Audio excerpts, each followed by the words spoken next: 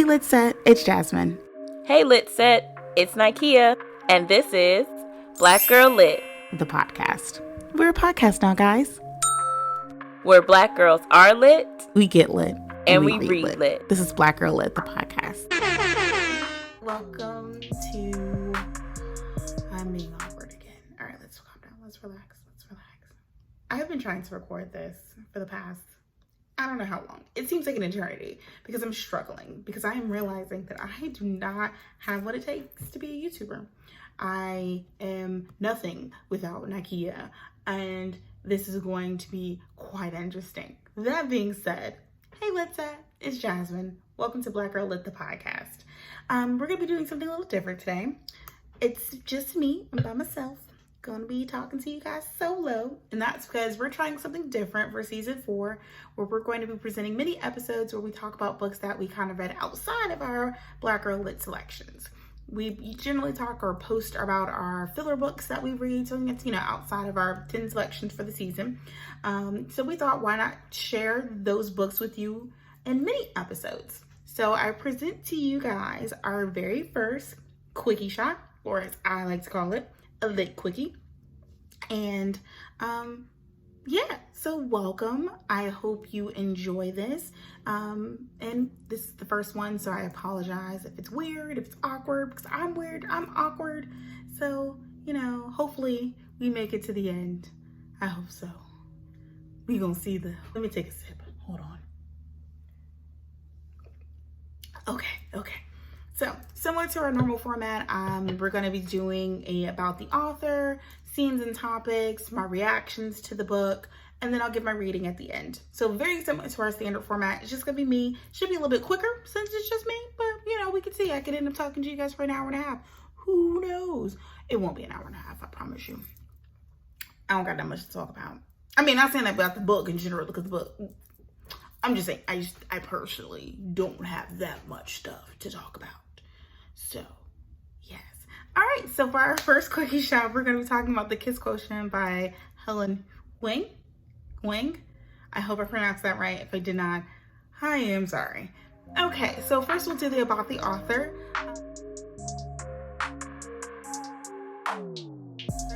Helen Haong is that shy person who never talks until she does, and the worst things fly out of her mouth. She read her first romance novel in 8th grade and has been addicted ever since. In 2016, she was diagnosed with autism spectrum disorder, in line with what was previously known as Asperger's syndrome. Her journey inspired the Kiss Quotient. She currently lives in San Diego, California, with her husband, 2 kids, and pet fish. So actually knowing that about her now gives me more context about the book.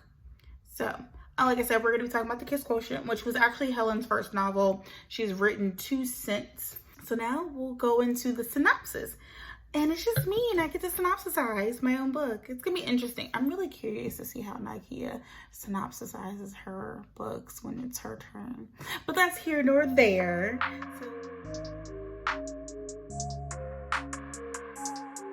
So everybody knows this is the section where I flourish and thrive.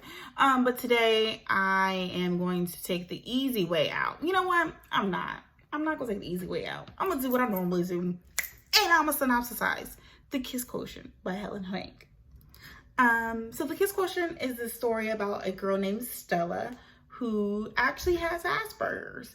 She is an economist of sorts. I can't remember her exact title, but she a big wig with numbers, and she likes numbers and stuff. And she's had some trouble in the relationship department, so she decides to hire a male escort. Okay, a male escort. This big little male gigolo to help her, train her for being in a relationship, as well as for the intimate portions of a relationship.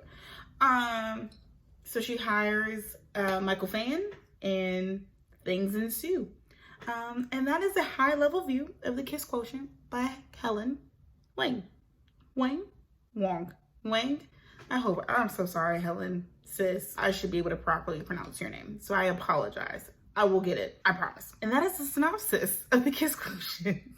I'm sorry, this is gonna be all over the place, and I apologize. I cannot be a YouTuber. Okay, focus. Okay, let's get into my reactions.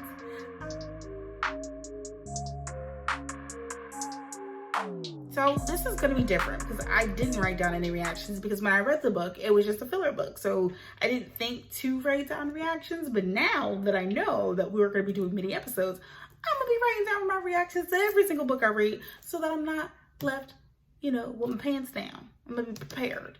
Okay? I'm going to be prepared. So reactions from what I remember. It gave me Asian 50 Shades of Grey without the BDSM. If that makes sense. It gave me Asian reverse Pretty Woman. I liked, from what I recall, I liked how the story was written, like how the story was told. I'm pretty sure I read the book in like 2-3 days. It was just a good book. It was like I was not able to put it down.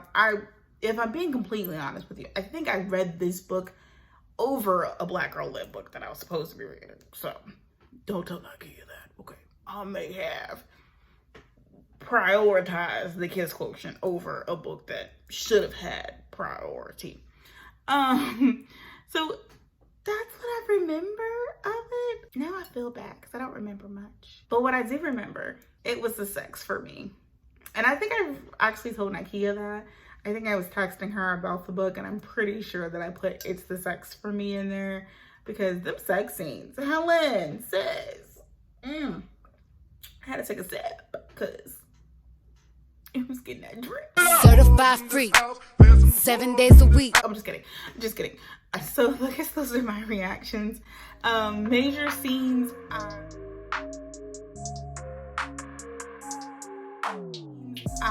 There were a few. I think his first major scene was probably when Stella met Michael, their first time together. Stella meeting his family. I don't want to give too many of the scenes away. Spoilers, and I don't want to spoil it, but those are the scenes that I remember.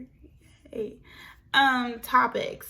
Definitely Asperger's. I think this is the first time I've ever read a book where the character had Asperger's, autism. And it was really interesting to see how they kind of maneuver through their world because I personally don't think I know anyone who's truly diagnosed with autism or Asperger's. I've personally diagnosed people with those things. Forgive me, Lord, but you forgive me. But I've never met someone who has actually been truly diagnosed. So it was really interesting to read the book and kind of get that perspective because it was just something that I'm not familiar with or something that I see in my day-to-day. So that was really interesting.